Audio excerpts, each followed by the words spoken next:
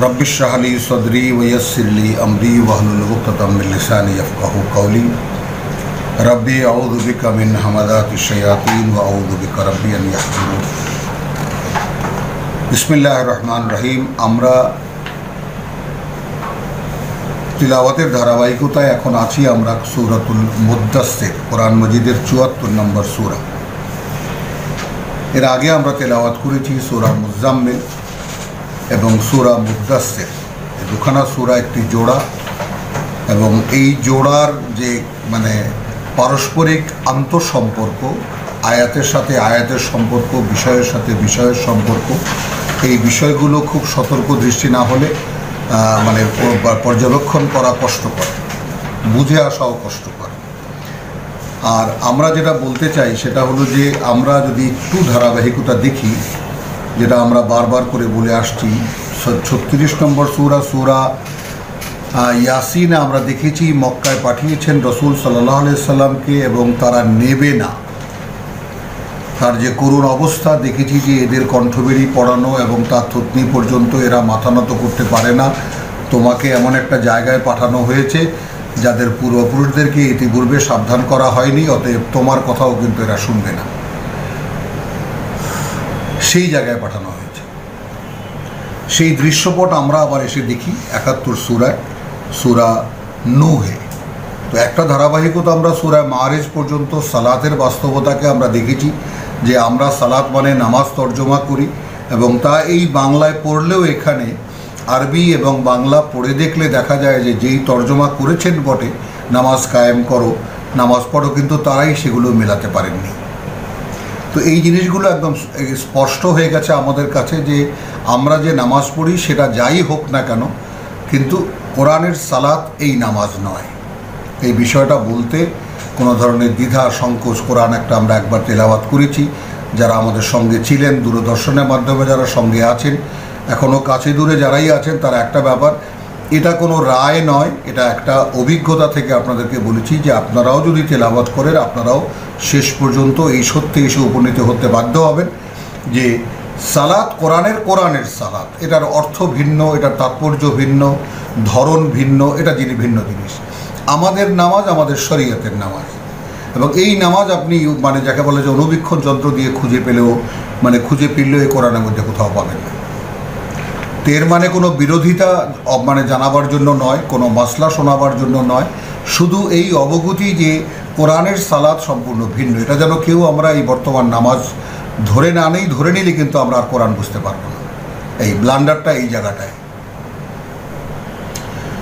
তো সূরা মাআরিজ দেখার পরে আমরা যেটা দেখব, সালাতের এখানে আমরা বাস্তবতা দেখলাম। এরপরে এই যে পরম্পরা রব্বুল আলামিন সাজিয়েছেন, এই পরম্পরার মধ্যেও অনেক বড় একটা বিজ্ঞান রয়েছে এবং সেটাও অনেক বড় সাধনার পরে বা অনেক সাধনার পরে এই ব্যাপারটার একটা আঁচ পাওয়া যায় এবং অনুধাবনে আসা যায়। আমরা নেহায়েতি ছাত্র, যতটুকু আল্লাহ আমাদেরকে বুঝ দিয়েছেন অতটুকুই আমরা বুঝতে পারি। ওয়া মা তৌফিকি ইল্লা বিল্লাহ। কিন্তু সূরা নূহে এসে সূরা ইয়াসিনের সেই যে কথাটি আমি বললাম, ৭১ নম্বর সূরা নূহে এসে দেখা গেল এবং যাকে বলে যে মাআরিজের পরেই সূরা নূহ, এবং মাআরিজে অভূতপূর্ব একটি কথা আছে আয়াত চতুর্থ আয়াতে, তাই না? শুরুই হয়েছে সাআলা সাইলুন বিআযাবিন ওয়াকিন লিল কাফিরিন লাইসা লাহু দাফিউন মিনাল্লাহি যিল মাআরিজ। আল্লাহকে জিল মাআরিজ, ঊর্ধ্বে আরোহণের সিঁড়িগুলোর মালিক। তাহলে ঊর্ধ্ব আরোহণের ক্রম পর্যায়ে রয়েছে। সিঁড়ি কেন বলা হলো এবং সেই সিঁড়ি, সেই স্তর আমরা দেখেছি যে সিঁড়ি আসলে বলতে কি বোঝানো হয়েছে, তো আমরা সামনে দেখতে পাবো। তো সে আরও এই কথারই অনুরণন আমরা বিভিন্নভাবে দেখতে পাবো। তো জিল মাআরিজ তারুজুল মালাইকাতু ওয়া আর-রূহ, আরোহণ করে ফেরেশতারা এবং চেতনা। এ সম্পর্কে বহু আলোচনা হয়েছে। ইলাইহে, তার সামনে, ফি ইয়াউমিন, এমন এক দিনে, কানা মিকদারুহু 50 আলফা সানাতিন। এটা নিয়ে ঊর্ধ্ব জগতের বিভিন্ন কথা বলা যেতে পারে, যেমন সূর্য আমাদের জন্য যে দিন রাত, সেটা আমাদের গোলকের কারণে। সূর্য উঠে আছে তো উঠেই আছে, সেটা মহাশূন্যে, ওটার কোনো দিনরাত ওখানে কোথাও নেই। যার যার গোলকে, যার যার আধার যেটাকে হিন্দিতে বলা হয়, যার যার পাত্র অনুযায়ী এখানে আমরা গোল, একটা ছোট্ট বলের মতো মহাশূন্যে, যেটাকে একটা ফুল স্টপের মতোও দেখা যায় না। তো এই যে বাস্তবতা, সেই বাস্তবতায় পৃথিবীতে দিনরাত হয়, আমরা ঘুরি বলে। আমরা কখনো আলোকে মুখ করি, কখনো অন্ধকার মানে আলোকে পেছন করি। কিন্তু মহাজগতে যে ব্যাপারটা, সেই মহাজাগতিক বিষয়ে যেটা বলা হয়েছে, ফেরেশতারা এবং রূহ, এই দুটো অস্তিত্ব মহাজাগতিক অস্তিত্ব। এরা আসা যাওয়া করে, সেই আসা যাওয়ার ব্যাপারে যাকে বলে যে উঠে যায়, এমন এক দূরত্ব বোঝানোর জন্য রব্বুল আলামিন বলেছেন যে তুমি যদি রওনা করতে 50,000 বছর লাগতো সেখানে যেতে।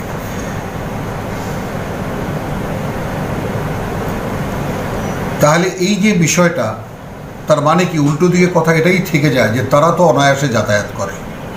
কে যাতায়াত করে? মালাইকা এবং রূহ। এবং সেই রূহ মানুষ প্রাপ্ত হতে পারে, এবং সেটাও আমরা দেখেছি সূরা 58-তে। আমরা দেখিয়েছি আপনাদেরকে সূরা মুজাদেলার 22 নম্বর সূরা বা আয়াতে আমরা দেখিয়েছি যে এই পৃথিবীর যে মানুষ, এবং সে যখন সকল পরীক্ষায় উত্তীর্ণ, লা তাজিদু কওমান ইউমিনুনা বিল্লাহি ওয়াল ইয়াউমিল আখির, যে আল্লাহকে বিশ্বাস করে, পরকাল বিশ্বাস করে, সে তার অন্তরে খুঁজে পাবে না মানে কোনো ভালোবাসা। মান হাদ্দাল্লাহ ওয়া রাসূলাহু ওয়ালাউ কানু আবাহুম ওয়া আবনাহুম ওয়া ইখওয়ানুহুম ওয়া আশিরাতাহুম,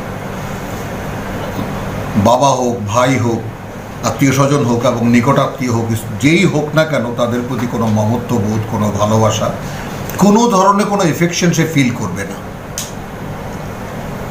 মানে এই যে ব্যাপারটা, আপনা থেকেই তার ভেতরটা বদলে যাবে। তো কেন বদলে গেল সেটার কারণটা রব্বুল আলামিন জানিয়ে দিয়েছেন, উলাইকা কাতাবা ফি কুলুবিহিম আল ঈমান। এই বিশ্বাসের পথে আপনি যদি মানে রওনা করতেন, এই পথে যদি আপনি পদক্ষেপ দিতেন, তবেই আপনার পক্ষে অনুধাবন করা সম্ভব ছিল যে প্রকৃত ঈমান পাওয়ার পথ যে কত কঠিন, এবং সেটা আপনাকে এই অবস্থায় একদিন নিয়ে আসবে যে আপনি আর এই পৃথিবীর যত আত্মীয়তা, যত আপনত্ব, যা কিছু দেখা যাচ্ছে, এদের প্রতি আপনার কোনো মানে অনুভূতি নেই, যদি এরা আল্লাহ এবং পরকালের মানে রসুলের মানে বিরোধী হয়ে থাকে। কেন? লিখে দিয়েছেন ফি কুলুবিহিমুল ঈমান ওয়া আইয়াদাহুম বিরূহিন মিনহু। আমরা রূহ মানে জিবরাইল, এটাই ছোটবেলা থেকে শিখে আসছি কোরআন পড়ার প্রেক্ষিতে। তো ওয়া আইয়াদাহুম বিরূহিন মিনহু, এই যে রূহ, এবং সহায়ক শক্তি হিসেবে তিনি তাদেরকে পাঠান সরাসরি তার থেকে, মিনহু, একান্ত তার কাছ থেকে। এইটা স্বয়ং সৃষ্টিকর্তার, কোনো সৃষ্টির মাধ্যমে নয়। অর্থাৎ ফেরেশতাও তার সৃষ্টি, এবং ফেরেশতাদের মাধ্যমে তিনি বার্তা পাঠান ইত্যাদি ইত্যাদি। কিন্তু সব কিছুই মানে জাগতিক যোগাযোগটা ফেরেশতাদের মাধ্যমে হয়ে থাকে। কিন্তু রূহের ব্যাপারটা একটু দেখতে হবে যে ফেরেশতাদের যেমন অনায়াস যাতায়াত রয়েছে ঊর্ধ্ব জগতে, তেমনি রূহের অনায়াস যাতায়াত রয়েছে ঊর্ধ্ব জগতে। এখন সেই রূহ প্রাপ্তির বিষয়টা একজন মানুষের বেলায়ও সম্ভব হতে পারে। এই ব্যাপারটাই আমি সামনে রাখলাম, রেখে সূরা মারিজে যে তারুজুল মালাইকাতু ওয়ার রূহ ইলাইহি ফি ইয়াউমিন কানা মিকদারু 50 আলফা সানাহ, এবং সেই সূরায় বর্ণিত হয়েছে যে অপরাধীদের অবস্থা কী হবে এবং সালাত কী ইত্যাদি। এরপরে সূরা নূহ কেন দেখালেন এটা? সূরা নূহে দেখাচ্ছেন যে একজন বার্তাবাহক, তিনি শেষ পর্যন্ত হতাশ হয়ে বলছেন যে প্রভু আন্নী মাগলুবুন রাব্বি বা ইন্নাহুম আসাউনি, তাই না? আমি কিন্তু পরাজিত এবং এরা আমাকে কিছুই গ্রাহ্যই করছে না। এখন ওয়াত্তাবাউ মাল্লাম ইয়াজিদহু মালাহু ওয়া ওয়ালাদাহু ইল্লা খাসারা।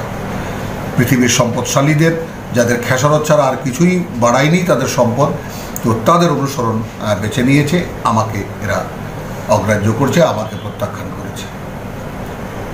এবং শেষ পর্যন্ত তার প্রার্থনা যে ইন্নাকা ওয়াকালা নূহুন রাব্বিল আতাদা, যখন সংবাদ দিলেন যে আমি ভাসিয়ে দেবো, ডুবিয়ে দেবো সব, তখন বললেন একটাকেও ছাড়বে না, যদি ছাড়ো তাহলে এরা পাপিষ্ঠ, অকৃতজ্ঞ জন্ম দেবে এবং তোমার বান্দাদেরকে পথভ্রষ্ট করবে। এবং সূরা নূহের বাস্তব চিত্র যদি কারো অন্তর্জগতে উদ্ভাসিত হয়, কেউ যদি প্রকাশ্যে মানে নিজের মনে মনে গোটা বাস্তবতাটা দেখতে পারেন, তাহলে সে অনুধাবন করতে পারবেন সূরা জিন কি বলছে। অর্থাৎ জাগতিক দিকে মানুষের প্রতিক্রিয়া যখন একদম সম্পূর্ণ হতাশ হয়ে যাবে, তখন কুল উহিয়া ইলাইয়া, মক্কার প্রেক্ষিতে দাঁড়িয়ে মুহাম্মদ রাসূলুল্লাহকে আদেশ করা হচ্ছে যে তুমি বলো যে আমার কাছে ওহী এসেছে, প্রত্যাদেশ এসেছে এই ব্যাপারে যে ইস্তামা নাফারুন মিনাল জিন, আমার এই বার্তা বহন বা আল্লাহর এই বাণীয় বার্তা যেটা আমি আবৃত্তি করছি, যেটা আমি তোমাদেরকে শোনাচ্ছি, তোমরা শুনছো আর না শুনছো এগুলো সব বাড়তি কথা, মানে ব্র্যাকেটের মধ্যের কথা, খুব মনোযোগ দিয়ে শুনেছে জিনদের একটা দল।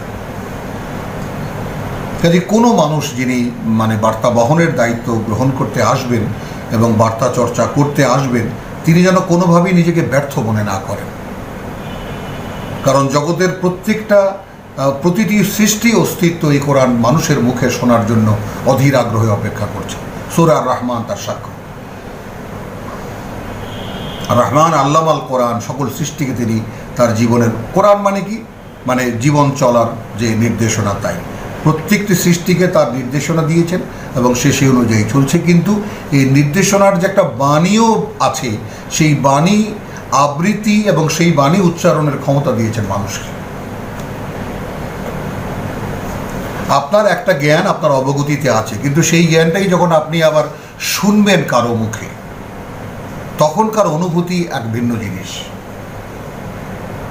আমি চলছি একটা নিয়মে চলছি, কিন্তু সেই নিয়মের স্বীকৃতি যখন আসে স্বয়ং সৃষ্টিকর্তার পক্ষ থেকে, সেটাই কোরআন।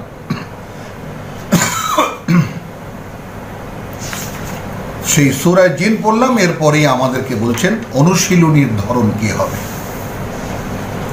সারা রাত দাঁড়াও, সামান্য সময় বাদ দিয়ে, অর্ধেক তো বটেই, কখনো তার চাইতেও কম, কখনো তার চাইতেও বেশি। করবা কি রাত্তিলিল কোরআন আর তারতিলা, থেমে থেমে ধীরে ধীরে তোমার পাঠ্য অনুশীলন করো। এই কথাটাই আপনার শেষ আয়াতে আমরা কিভাবে দেখেছি যে যাই হোক না কেন, ফাকরাউ মা তায়াসসারা মিনাল কোরআন, যত ব্যস্ততাই তোমার থাক না কেন, পড়ো যতটুকু তোমার পক্ষে সম্ভব হয় কোরআন থেকে। অর্থাৎ কখনোই যেন সংযোগটা বিচ্ছিন্ন না হয়ে যায়।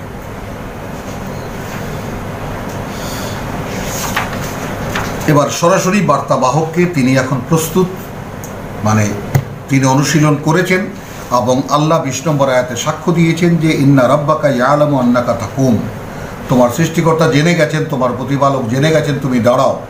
আদনা মিন সুলাসাইল লাইল ওয়া নিসফাহু ওয়া সুলাসাহু ওয়া তাইফাতু মিনাল্লাযিনা মাআক, এবং তোমার সঙ্গে যারা আছে তাদের মধ্যেও কেউ কেউ দাঁড়ায় বা মানে কিছু লোক দাঁড়ায়। এরপরে আয়াত দেখে নেবেন, তো ব্যাপারটার স্বীকৃতি পাওয়া গেল এবং সেখানে ভুল যেটা হয়েছে সেটাও বলে দিচ্ছেন, কোনো কিছু ঢাকেননি। যে আল্লাহু ইউকাদ্দিরুল লাইলা ওয়ান নাহার, আল্লাহই তো রাত এবং দিন নির্ণয় করেন। তো আলিমা আন লান তুহসুহু, এটা তিনি জেনেছেন, দেখেছেন বা বুঝে গেছেন যে তোমরা কিছুতেই লান তুহসুহু, দাঁড়িয়েছো আধা রাতের জন্য, দাঁড়িয়েছো 3 পর রাতের জন্য, দাঁড়িয়েছো 1 পর রাতের জন্য বটে, কিন্তু কখনোই সময়টা ঠিক রাখতে পারোনি, এটাও জানিয়ে দিলেন। কিন্তু ফাতাবা আলাইকুম, কিন্তু তিনি তার করুণার দৃষ্টি ফিরিয়েছেন তোমাদের দিকে, যে আকুতি নিয়ে তোমরা দাঁড়িয়েছিলে তিনি গ্রহণ করেছেন। এরপরে এসে আকিমুস সালাত ওয়া আতুজ যাকাত। তো আমরা অর্থাৎ যেই বার্তা অনুশীলন করেছো, যা পড়ে শিখেছো, তাকে দাঁড় করো, এবার তাকে বাস্তবায়িত করো, তাকে প্রমাণ করো যে তুমি এটা বিশ্বাস করো এবং সেটাকে কর্মে পরিণত করো। এটাই আকিমুস সালাত ওয়া আতুজ যাকাত, এবং তুমি নিবেদন করো তোমার নিজের ব্যক্তিগত পরিশুদ্ধির। এবং এই পরিশুদ্ধির একমাত্র উপায় এই কোরআনের তেলাওয়াত, একে অনুশীলন, এই আমি রেখেছি তোমাদের জন্য। সূরাতুল মুদ্দাসসির, ইয়া আইয়ুহাল মুদ্দাসসির। এখন এখানে আবৃত্ত শয্যা গ্রহণকারী, ওখানে চাদর মুড়ি দেওয়া, এই যে ব্যাপারটা, তো আমরা বলেছি যে আবৃত শয়নকারী ইয়া আইয়ুহাল মুজাম্মিল, আবৃত্ত শয্যা গ্রহণকারী ইয়া আইয়ুহাল মুদ্দাসসির, আমরা দুটোকেই এক করেছি হে গুম হয়ে থাকা লোকটা। আরবের সাধারণ চালচলন আল্লাহ তাআলা দেখবার সুযোগ করে দিয়েছিলেন, দেখেছি। সেখানে অনেক দারোয়ানকে দেখেছি যে আমাদের বিশাল এরিয়ার একদম দরজায় বসে আছে, মাছি ভ্যান ভ্যান করছে মুখের মধ্যে, অতগুলো একটা মাছি আমাদের আশেপাশে আসলেও তো আমরা লাভ দিয়ে উঠি, কিন্তু এখানে 2-4-10টা মাছি তার মুখে ঘোরাফেরা করছে, তার কোনো মানে অনুভূতি নেই। তো তাকেই আবার কখনো দেখেছি একদম চাদর মাথাটা মুড়ি দিয়ে জিম হয়ে বসে আছে। এটা একটা রেওয়াজ তাদের, যে কখনো কোনো কিছু ভাবলে, কখনো কোনো কিছু নিজ মনে চিন্তা ভাবনা করতে গেলে সে তখন নিজেকে আড়াল করে না, যেন বাইরের মানুষ বুঝতে পারে। যেমন আমরা লিখে রাখি ডোন্ট ডিস্টার্ব, ওইটা একটা সাইন যে আমাকে বিরক্ত করো না। ওখানে বলেছেন কুমাল্লে সূরা মুজাম্মিলে, এখানে বলছেন কুম ফাআনজির, ওঠো, দাঁড়াও এবং সাবধান করো।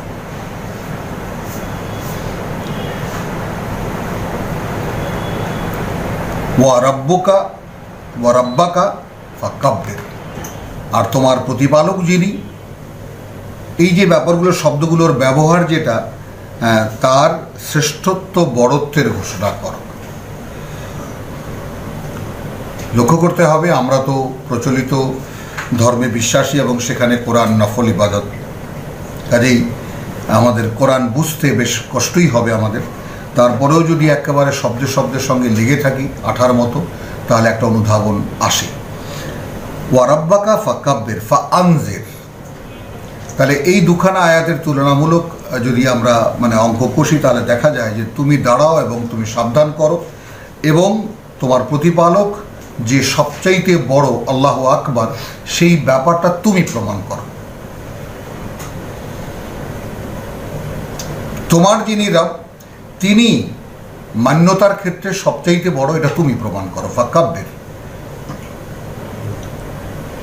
এবং একজন মাত্র ব্যক্তিকে যিনি গুম হয়ে বসেছিলেন, আমরা সেটা সূরা দোহা থেকে দেখিয়েছি, ওয়া ওয়াজাদাকা দাল্লান ফাহাদা। একজন গুরুজন থেকে শিখেছি, তিনি বলেছেন যে আমি তোমাকে খুঁজে দেখতে, তুমি পথ খুঁজছ, দাল্লান বিভ্রান্ত নয়, তুমি পথের সন্ধানে বিভ্রান্ত, তাই আমি তোমাকে ফাহাদা পথ দেখিয়েছি। তাহলে কি দাঁড়ালো? হে গুম হয়ে থাকা লোকটা, দাঁড়াও এবং সাবধান করো, আর সাবধান বাণীতে থাকবে তোমার প্রতিপালক যিনি, তিনি সবচাইতে বড়। এই ব্যাপারটা কেউ না মানুক, তুমি প্রমাণ করো, তুমি দেখাও যে আমার কাছে সবচাইতে বড়। ওয়াসিয়া বাকা ফাতাহের, এখন একান্ত ব্যক্তিগত সাজেশন, সেগুলো যদি আপনি লক্ষ্য করেন পড়ার সময় সতর্ক দৃষ্টিতে আপনি দেখতে পাবেন। ব্যক্তিকে বলা হচ্ছে তোমার যে কাপড় চোপড় সেগুলোকে তুমি পরিষ্কার করো। সমাজ নেই, পরিবার নেই, একান্ত ব্যক্তিগত উপদেশ মালা চলছে, কথা মালা চলছে। ওয়া রুজজা ফাহজুর, এবং যত রকমের যাকে বলে যে মানে পঙ্কিলতা, পুঁতিগন্ধময়তা, আরও বেশ সাধারণ যে চালচলন, গোছল নেই, মাসের পর মাস চলছে, তো সেগুলো থেকে তুমি মুক্তি নাও। ফাহজুর, ওগুলো পরিত্যাগ করো। ওয়ালা তামনুন তাস্তাকসির, কাউকে কোনো করুণা করবে না অধিক পাওয়ার আশায়। এই ব্যাপারটা বুঝতে যেমন কষ্ট, বোঝাতে আরো কষ্ট। মানে আমরা তো মানিব্যাগ খুঁজে পুরনো 2 টাকার একটা নোট দিলেও মনে করি দাতা হাতেম তাইয়ের কবরেই লাথি মেরে বসলাম। আর এখানে বলা হচ্ছে যে তাহলে এখন দেখুন, সালাতের যে ধরনগুলো দেখে এসেছি আমরা সূরা মানে মারিজে, সেখানে একটা কথা বলা হচ্ছে যে দ্বিতীয় যে মানে দফাটা, সেটাই অভিনব, যে তারা যারা ইল্লাল মুসাল্লিন আল্লাযিনা হুম আলা সলাতিহিম দাইমুন। এখন এই সালাত কি হলো? সালাত একটা কর্ম, তারা তাদের কর্মে সার্বক্ষণিকভাবে উপস্থিত। ওয়াল্লাযিনা ফি আমওয়ালিহিম হাক্কুন মালুম লিসাইল ওয়াল মাহরুম, এই দুখানা আয়াতকে মিশিয়ে পড়ুন। বঞ্চিত যারা, চাইতে আসা যারা, তাদের জন্য তার সম্পদে অধিকার রয়েছে, এই ব্যাপারটা সে জানে। মুসল্লি কাকে বলে?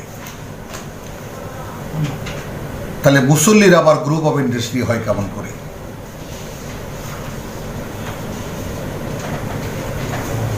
মুসল্লি আবার ধনাঢ্য হন কিভাবে? হ্যাঁ, হতে পারেন আমাদের নামাজি, আমাদের মুসল্লি যারা, কারণ কোরআনের মুসল্লি নিয়ে যদি আমরা আমাদের মসজিদের 5 ওয়াক্ত নামাজ যারা পড়েন তাদেরকে মুসল্লি বলি, তাহলে কত বড় ব্লান্ডার আমরা করব সেটা বাস্তবতাই বলে দেবে। আচ্ছা, তাহলে কি দাঁড়ালো জিনিসটা? ওয়ালা তামনুন তাস্তাকসির, মানে বেশি পাবে বলে তুমি কাউকে করুণা করো না। আর এটাকে যদি আমরা কোরআনের সেই দ্বিতীয় আয়াতে একেবারে আলিফ লাম মিম যালিকাল কিতাব লা রাইবা ফীহি হুদাল লিল মুত্তাকিন আল্লাযীনা ইউমিনুনা বিল গায়ব ওয়া ইয়াকিমুনাস সালাত ওয়া মিম্মা রাযাকনাহুম ইউনফিকুন, যা দিয়েছি জীবিকা হিসেবে তা থেকেই ব্যয় করে।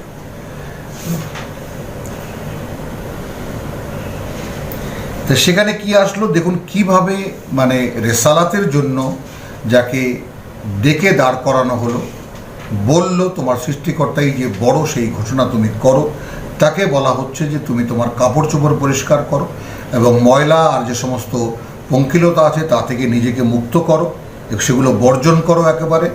আর এর পরে দিয়ে উপদেশ হলো লা তামনুন ওয়ালা তামনুন তাস্তাকসির,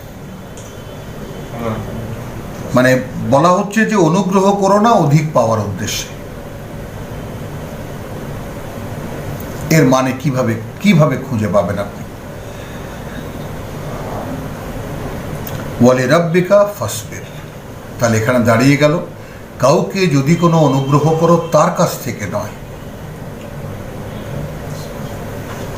বরং প্রাপ্তিটা ঘটবে তোমার প্রতিপালকের কাছ থেকে এবং তার জন্য অপেক্ষা কর। বুঝতে পারলাম ব্যাপারটা?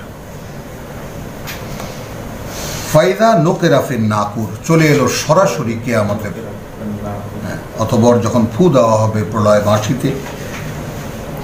ফাযালিকা ইয়াউমুন আসির, তখন সেই যে দিনটি, সেই দিনটা বড় কঠিন দিন। আলাল কাফিরিনা গায়রু ইয়াসির, যারা বিশ্বাস করেনি তাদের জন্য কোনো সহজতা হবে না সেদিন। দারনি ওয়ামান খালাকতু ওয়াহিদান, ছেড়ে দাও আমাকে আর যাকে আমি সৃষ্টি করেছি একা। এখন এই জায়গায় দেখুন একেবারে বিরাট একটা গল্প তাফসিরে রয়েছে, আমরা পড়েছি এবং আমরা জেনেছি, আমাদের ওস্তাদদের মুখেও শুনেছি যে এই যে ওয়াহিদান, একা যে যাকে সৃষ্টি করেছেন আল্লাহ, তার কথা আমরা দেখেছি এর আগের সূরাতেও, এর আগেও দেখেছি আমরা তার কথা।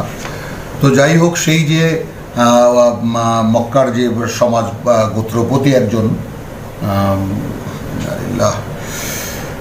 চর্চা নেই বলে মনেও থাকে না, যাই হোক তার দিকে তাকান, তার দিকে ইঙ্গিত করা হচ্ছে, এটাই আমরা পড়েছি। ওয়াজআলতু লাহু মালান মামদুদান, তাহলে যাকে আমি সৃষ্টি করেছি সেটা বলা হচ্ছে যে জারজ, সে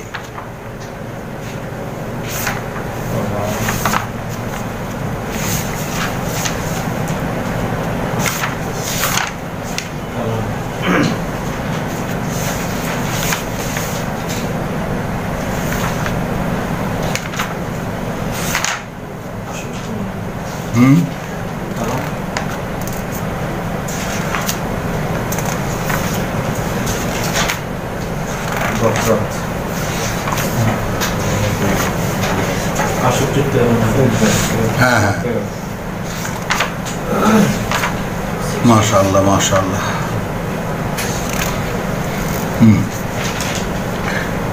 এই যে ওয়ালা তুতি কুল্লা খাল্লাকিন মাহিন, একেবারে নিকৃষ্ট চরিত্রের কোনো লোকের কথা তুমি শুনবে না। হাম্মাজিন মাশাইন বিন নামিম, একেবারে গালাগাল করে, চুগলখুরি করে, অভিশাপ দেয়। মান্নাইন লিল খায়র মুতাদিন আসিম, একেবারে সীমালঙ্ঘনকারী, যে কোনো ভালোর বাধা দেয়, ভালোর তোকে পাপিষ্ঠ। উত্তুলিন বাদা যালিকা জানিম,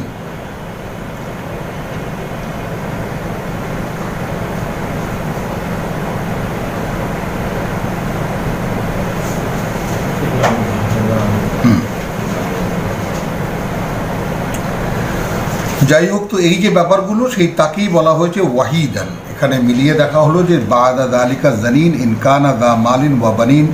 তো একে যখন ইদা তুতলা আলাইহি আয়াতুনা ক্বালা আসাতিরুল আউয়ালিন, কেন মনে পড়ছে না নামটা, মদিনা, ইন্নালিল্লাহ, যাই হোক, এক বড় কাফের নেতা, মানে কোরাইশ নেতা, তার কথাই এখানে বলা হচ্ছে। তার পরিচয় এই যেটা দেখালাম, 68-13 আয়াতের সংযোগটা পাবেন, ওয়াজআলতু লাহু মালান মামদুদা,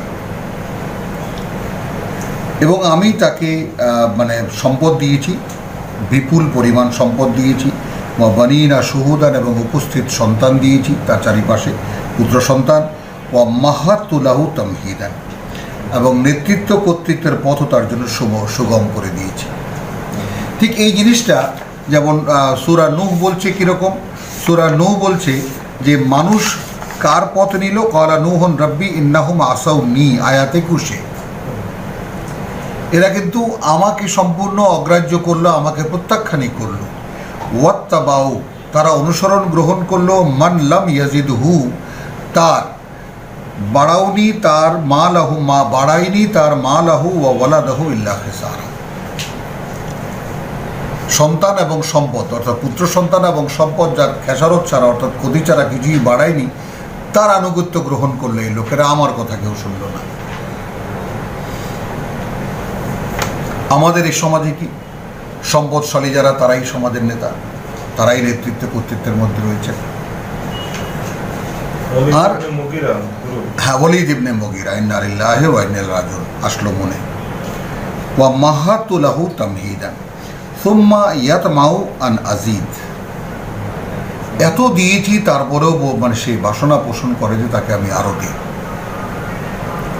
কাল্লা ইন্নাহু কানা লি আয়াতিনা আনিদান, তাই না? সে তো যেহেতু সে আগে থেকেই সে হয়ে আছে এমন যে আমাদের যে বাণী ও বার্তা তার ব্যাপারে ঠিক সেই 68 সূরা, তাই না? সেটাও দেখে রাখবেন এবং মনে রাখবেন এই ব্যাপারগুলো, যে আসলে কার কথা আমরা পড়ছি। ওয়ালিদ ইবনে মুগীরা স্মরণ করে দিলেন আমাদের এক ভাই, তো আলহামদুলিল্লাহ। তো এই তার পরিচয়টা এখানে, যে কাল্লা, সে কি বলেছিল, ইদা তুতলা আলাইহি আয়াতুনা ক্বালা আসাতিরুল আউয়ালিন, এগুলো কিচ্ছা কাহিনী পুরনো দিনের। তো সেই ঘুরে ফিরে এই যে শেষ দিকের সূরা সমূহ, এগুলো যেহেতু নবুয়তের একেবারে প্রথম দিকের শিক্ষা, তো এই যে কারণে মানে সমস্ত কথা মক্কা কেন্দ্রিক, মক্কার ব্যক্তি কেন্দ্রিক, মক্কার সমাজ কেন্দ্রিক, এবং সেখানে রাসূল সাল্লাল্লাহু আলাইহি সাল্লামের অভিজ্ঞতার কথাই এখানে উঠে আসে। তো ইন্নাহু কানা লি আয়াতিনা আনিদা, সে আগে থেকেই আমাদের মানে আয়াতের ব্যাপারে একটা শত্রু মনোভাবাপন্ন লোক। সাউরহিকুহু সাউদান, তাকে আমি আরো চড়াবো উপরে, একেবারে এখনকার সৌদি বাদশাহ পুত্রের মতো, একেবারে যে মানে চড়াতে চড়াতে আকাশে চড়িয়েছেন, এখন এক আছাড়ে তাকে নামানোর ব্যবস্থা হচ্ছে। ইন্নাহু ফাক্কারা ওয়া কাদ্দারা, এখন এই যে ব্যক্তি, এখন এইরকম ব্যক্তিদেরকে আমরা আমাদের এই জগতে, আমাদের সমসাময়িক কালের সমাজে দেখতে পাই। বহু সম্পদশালী যারা, তারা একেবারে ধর্মকর্মের প্রতি এমনভাবে ঝুঁকে পড়েন, মাদ্রাসা বানান, মসজিদ বানান এবং ইয়েতিমখানা বানান, বিভিন্ন ধর্মীয় কাজে তারা একেবারে অস্থির হয়ে যান রীতিমতো। তো এই একটা বর্ণনা এই কালের লোকেদের সাথে, এর কালের সম্পদশালীদের সঙ্গে মিলিয়ে আমরা কোরআনকে দেখি, এই যেখানে এসে যোগফল হলো ইন্নাহু ফাক্কারা, অর্থাৎ তাকে যে আয়াত শোনানো হয়েছিল সে কিন্তু চিন্তা করেছে, এটা নিয়ে ভেবেছে। ঠিক যে চিত্রটা আমরা দেখি, ইদা তুতলা আলাইহি আয়াতুনা ক্বালা আসাতিরুল আউয়ালিন,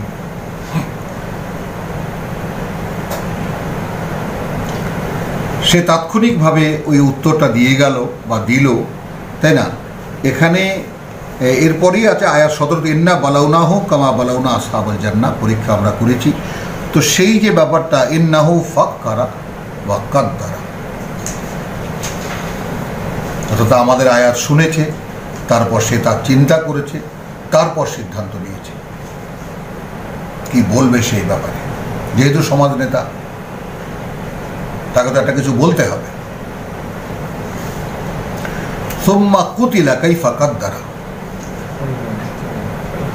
উপরন্তু ধ্বংস অনিবার্য, কিভাবে এই সিদ্ধান্ত সে নিল।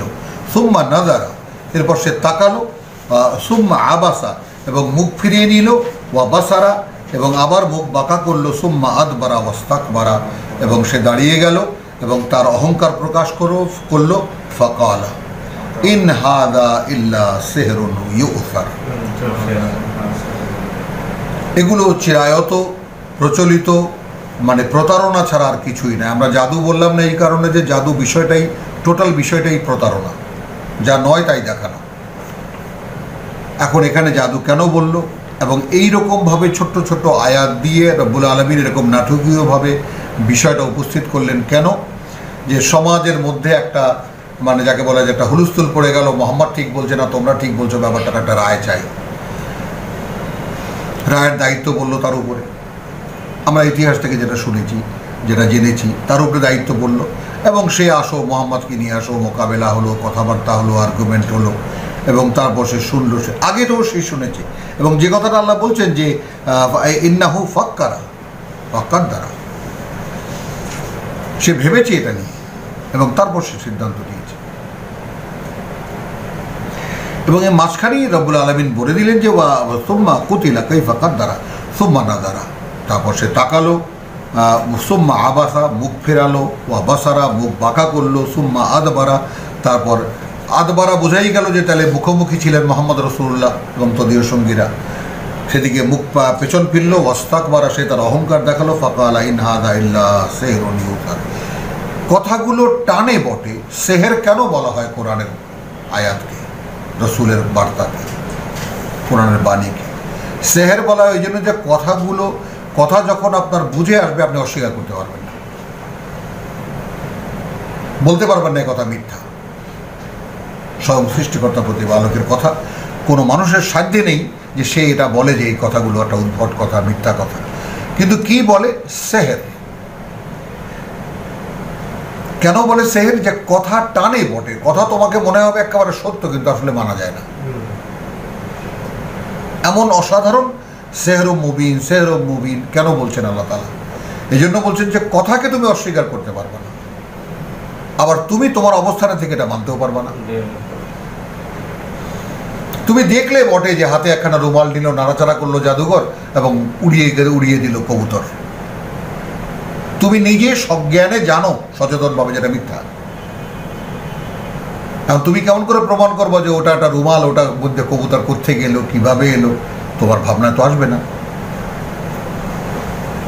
তাহলে হে জনগণ, এই যে মোহাম্মদ যেটা বলছে এগুলো সব সেই সত্য বলে মনে হয় বটে, কিন্তু এগুলো সব টানে, কথাগুলো সত্য বলে মনেও হয়, কিন্তু আসলে এটা মানা যাবে না। ইন হাদা ইল্লা কাউলুল বাশার। এখন মূল্যায়ন করছে সে, এটা আর কিছুই নয়, একজন মানুষের কথাবার্তা, মানুষের লেখা কথা বা মানুষের বানানো কথা। সা উসলিহে সাকার, আল্লাহ বলছেন যে আমরা তাকে আগুনে ঝলসাবো। ওয়ামা আদরাকা মা সাকার, তোমাকে কে জানাবে এই যে সাকার কি? লা তুবকি ওয়ালা তাজার, মাআদাল্লাহ সুম্মা মাআদাল্লাহ, না বাকি রাখে আর না ছেড়ে দেয়। বাগ্নিটা শুনেছ সৃষ্টিকর্তার? জাহান্নাম কি? না বাকি রাখে আর না ছেড়ে দেয়।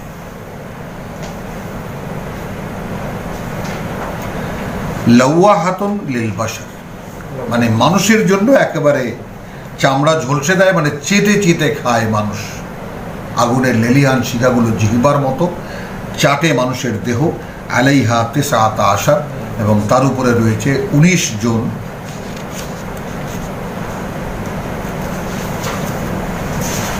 ওয়ামা জাআলনা আসহাবান নার, এই যে 19 জনের কথা বলা হলো, করিনি আমরা এই যে জাহান্নামের আগুনের প্রহরীদেরকে ইল্লা মালাইকাতান, এরা ফেরেশতা সকলে। ওয়ামা জাআলনা ইদ্দাতাহুম, এবং আমরা করিনি এদের এই যে সংখ্যাটা আমরা বলেছি 19 জন, আয়াত 20-এ, ইল্লা ফিতনাতান, এটা একটা ধাঁধা, আল্লাহ লিল্লাযিনা কাফারু, যারা প্রত্যাখ্যান করছে। এখন 19 জন নিয়ে গবেষণা করুক, চিন্তা করুক, 19 জন পাহারা দেয় কীভাবে, 19 জন কারা, কীরকম শক্তির অধিকারী, জাহান্নামে নাকি এত লোক যাবে, সেটা 19 জনে পাহারা দেবে কিভাবে, এটা নিয়ে হাসাহাসি হতো। আর এরপরে যে কথাটা বললেন, লিয়াস্তাইকিনা আল্লাযীনা উতুল কিতাব। এখন একটা অসাধারণ যাকে বলে যে দৃষ্টান্ত এখানে এরকম, সূরা মুজাম্মিলের আয়াত 20 নম্বর আয়াতখানা ধরে নেওয়া হয় মাদানী, মদিনার প্রেক্ষিতে, বাদবাকি 19 আয়াত মাক্কি প্রেক্ষিতে। আবার এইখানে সূরা মুদ্দাসসিরে ছোট্ট ছোট্ট আয়াত, যেটা মাক্কি কথা বলার ধরন। আবার 31 নম্বর আয়াত আসলো মাদানী সূরা, যেখানে প্রসঙ্গ এসেছে আহলে কিতাবের। তাহলে এই কথাগুলো প্রমাণ করে যে কোরআনের যে বিন্যাস আমাদের হাতে রয়েছে, এই স্বয়ং সৃষ্টিকর্তা নিজেই এই বিন্যাস করেছে। কোন জায়গায় কোন কথাকে বসাতে হবে সেটা তার ইঙ্গিতেই হয়েছে এবং তিনি এটা করেছেন। তাহলে 19 জনের কথাটা ইনজিলে আছে, 19 জনের কথাটা তাওরাতেও আছে। এই কারণে লিয়াস্তাইকিনা আল্লাযীনা উতুল কিতাব, যাদেরকে এর আগে কিতাব দেওয়া হয়েছিল, তারা যেন নিশ্চিত বিশ্বাস করে, ওয়া ইয়াজদাদা আল্লাযীনা আমানু, এবং বৃদ্ধি পায় যারা বিশ্বাস এনেছে তাদের ঈমানান, তাদের বিশ্বাসের একটি মাত্রা আরও। ওয়ালা ইয়ারতাবা আল্লাযীনা উতুল কিতাব, আবার উতুল কিতাবের কথা আসছে, যেন কোনোভাবে সন্দেহ পোষণ না করে যাদেরকে এর আগে কিতাব দেওয়া হয়েছিল। ওয়াল মুমিনুন, এবং বিশ্বাসীরা। ওয়ালিয়াকুলু, এবং যেন তারা বলে আল্লাযীনা ফি কুলুবিহিম মারাদুন, যাদের অন্তরে রোগ রয়েছে। ওয়াল কাফিরুনা, এবং যারা প্রত্যাখ্যান করেছে, বিশ্বাস করেনি যারা। মাযা আরাদাল্লাহু বিহাযা মাসালা। এখন এই বিষয়টা একটু দেখুন, আমরা একেবারে কোথায় সেই সূরা বাকারার আদি পাঠে আমরা কি দেখে এসেছি, যে ইন্নাল্লাহা লা ইয়াস্তাহি আন ইয়াদরিবা মাসালান মা বাউদাতান ফামা ফাওকাহা, আয়াত 26। আল্লাহ লজ্জা করেন না, আদৌ লজ্জা করেন না আল্লাহ আন ইয়াদরিবা মাসালান মা বাউদাতান, তিনি উপমা দিতে, উপমা রাখতে, যা নাজিল করেছেন তাতে। এই নাজিল করেছেন তাতে এখানেও একটা বিরাট প্রসঙ্গ, যেটা আপনি আয়াত পড়ে, বাংলা পড়ে তো কিছু বুঝতেই পারবেন না। আরবি আয়াত পড়েও যদি আয়াতের সাথে আয়াতের কানেকশন বুঝতে না পারেন, তাহলে কিন্তু এটাও একটা ব্লান্ডার তেলাওয়াত হয়ে যাবে। যেমন ওয়াইন কুনতুম ফি রাইবিম মিম্মা নাযালনা আলা আবদিনা, তোমরা যদি কোনোভাবে সন্দেহে পড়ে থাকো যা নাজিল করেছি আমরা আমাদের বান্দার উপরে, আবদিনা ফাতু বিসূরাতিন মিন মিসলিহি, তাহলে এর মতো একখানা সূরা নিয়ে এসো। ওয়াদউ শুহাদাকুম, তোমাদের যত সহযোগী আছে সকলকে ডেকে নাও, মিন দুনিল্লাহ, আল্লাহ ছাড়া, ইন কুনতুম সাদিকিন, অর্থাৎ যদি তোমরা সত্যনিষ্ঠ হও, তার সত্যেরই সন্ধান যদি করে থাকো, আর যদি কোরআনের ব্যাপারে কোনো সন্দেহ হয়ে থাকে, এর মতো একখানা সূরা বানিয়ে নিয়ে এসো, জগতের সকলকে সহযোগী হিসাবে ডাকো আল্লাহ ছাড়া। ওয়াইন লাম তাফআলু, তোমরা যদি এটা না করো, ওয়ালান তাফআলু, আর কোশ্চিনকালে এটা করবেও না। আমি এই করবেও না কথাটা কেউ কখনো পারবে না এটা না, পারিবে নাই অনেকে লিখেছেন, কিন্তু আমি কোশ্চিনকালে এটা করবেও না। ১,৫০০ বছর পরের আমরা আজকে এই কথাটা বলছি। আজ পর্যন্ত প্রমাণ হয়নি যে কোরআনের আয়াতকে কোনো সাহিত্য, কোনো চ্যালেঞ্জ, কোনো দার্শনিক চ্যালেঞ্জ করেছে। আস্তে পাশ কাটিয়ে যায় কোরআনকে, মুখোমুখি হয় না। তাহলে ফাত্তাকুন নার আল্লাতী ওয়াকুদুহান নাস ওয়াল হিজারা, এই যে এখানে চলছেন, এইখান থেকে একটা শব্দ শুরু হয়েছে, এটাকে আমরা ইংরেজিতে কি বলবো, প্রোনাউন বোধহয় না, নাউন প্রোনাউন। তাহলে ইন কুনতুম রাইবি মিম্মা নাযালনা আলা আবদিনা ফাতু বিসূরাতিন মিন মিসলিহি, এখানে হি, তাই না? এরপরে বিহি শুরু হয়েছে। এই কিন্তু যা নাজিল করেছি সেই প্রসঙ্গটাই চলছে এখনো। ইন্নাল্লাহা লা ইয়াস্তাহি আন ইয়াদরিবা মাসালান, তো এখন এই যে আল্লাহ উপমা দেবেন, কোথায় উপমা দেবেন? হাওয়ায়। যা নাজিল করেছেন সেই কিতাবে উপমা দেবেন। মশা বা তার চাইতেও ক্ষুদ্র কিছু একটা, তাই না? আম্মা আল্লাযীনা আমানু ফায়ালামুন আন্নাহু আল হাক্কু মির রাব্বিহিম, যারা বিশ্বাস এনেছে কিতাবে, তারা জানে যে এটা তাদের প্রতিপালকের পক্ষ থেকে সত্য। ওয়া আম্মা আল্লাযীনা কাফারু, আর যারা প্রত্যাখ্যান করেছে ফায়াকুলুন, তারা বলবে মাযা আরাদাল্লাহু বিহাযা মাসালা, এই মশা মাছির উপমা দিয়ে আল্লাহ কি বোঝাতে চেয়েছেন। এরপরে যে কথাটুকু ওইটুকু দেখাতে এখানে এনেছি এত দূরে। আবার ইউদিল্লু বিহি কাসিরান, বিহি বলতে মিম্মা নাজ্জালনা আলা আবদিনা,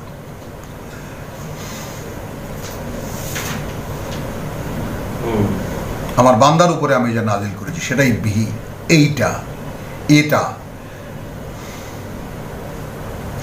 তো এই ব্যাপারটা আল্লাহ তাআলা আমাদেরকে বোঝার তৌফিক দিন। তো এরপরে হলো যে এখন দেখুন এই বিহি কয় জায়গায় ব্যবহার করা হয়েছে, যে ইউদিল্লু বিহি কাসিরান, যা নাজিল করেছি তা দিয়ে তিনি অনেককে ভ্রষ্ট করেন, ওয়া ইয়াহদি বিহি কাসিরান, এবং পথে পরিচালিত করেন এ দিয়েই অনেককে, ওয়ামা ইউদিল্লু বিহি, আবার বিহি তৃতীয়বার, ইল্লাল ফাসিকিন, যারা মুখে বলে মানে মানি, কার্যত মানে না, তাদের ছাড়া তিনি ভ্রষ্ট করেন না।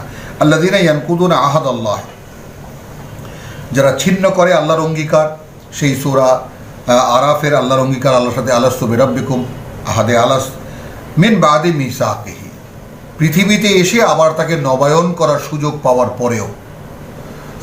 আমি তো হিন্দুর ঘরেও জন্মগ্রহণ করতে পারতাম, আমি তো এক জঙ্গলির ঘরেও জন্মগ্রহণ করতে পারতাম, কিন্তু আমি এমন এক সমাজে জন্মগ্রহণ করেছি যেখানে নতুন করে আল্লাহর প্রতি বিশ্বাস আনার একটা সুযোগ হয়েছে।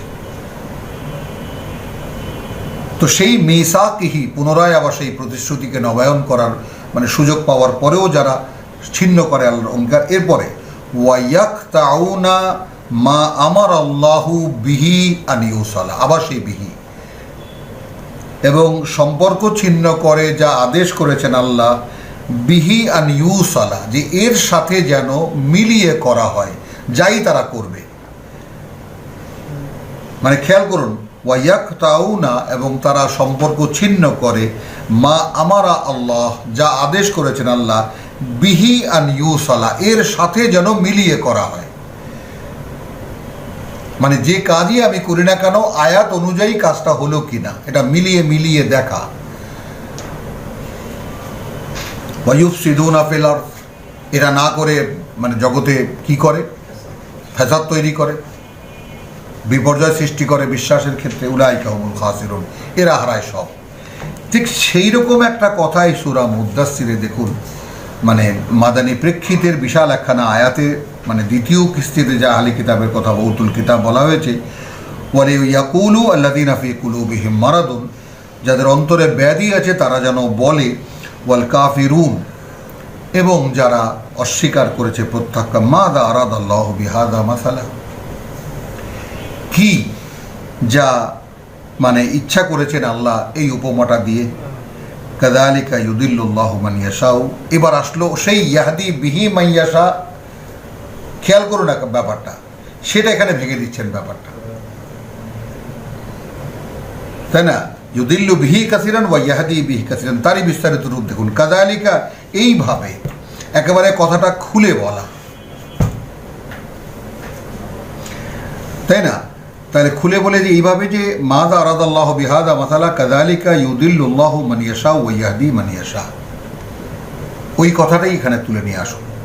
এভাবেই আল্লাহ ভ্রষ্ট করেন। আমরা এখানে আবার আমরা এখানে যা লেখা আছে আমরা তারও উল্টো বলবো। এভাবেই আল্লাহ যারা বলে যে মাযা আরাদাল্লাহু বিহাযা মাসালা, এই উপমাটা দিয়ে আল্লাহ কি বোঝাতে চেয়েছেন, কাযালিকা ইউদিল্লুল্লাহু, এভাবেই আল্লাহ ভ্রষ্ট করেন মান ইয়াশা, তাকে যে চায়। এখন হয়তো খট করে কানে লাগবে যে কে ভ্রষ্ট হতে চায়, সেই ভ্রষ্ট হতে চায় যে হেদায়েত নেয় না।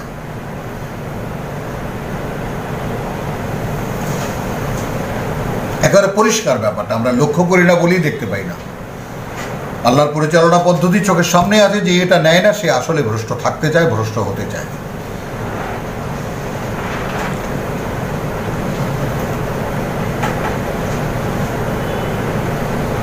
কাযালিকা ইউদিল্লুল্লাহু মান ইয়াশা ওয়া ইয়াহদি মান ইয়াশা, এবং তিনি পরিচালিত করেন পথে তাকে যে চায়।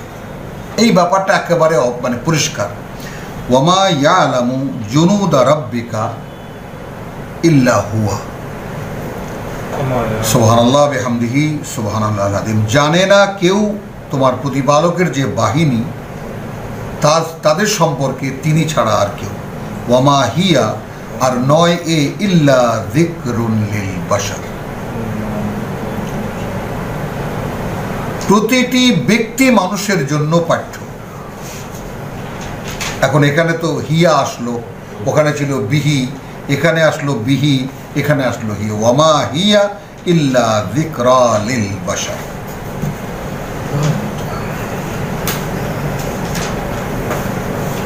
আলহামদুলিল্লাহ, আমাদের সময় একটু লম্বা হয়ে গেল। তো যেহেতু সূরা মুদ্দাসসির অনেক আলোচনা আমরা এর মধ্যে করেছি, এই জন্য সময়সীমাটা মোটামুটি পার হয়ে গেছে। তো এই জন্য এই সূরাকে দুই ভাগে ভাগ করেই আমাদের আলোচনা করতে হচ্ছে। রব্বানা আমান্না বিমা আনজালতা ওয়াত্তাবা'না রাসূল ফাকতুবনা মা শাহিদিন ওয়া মা আলাইনা ইল্লাল বালাগ ওয়া মা তাওফীকি ইল্লা বিল্লাহ।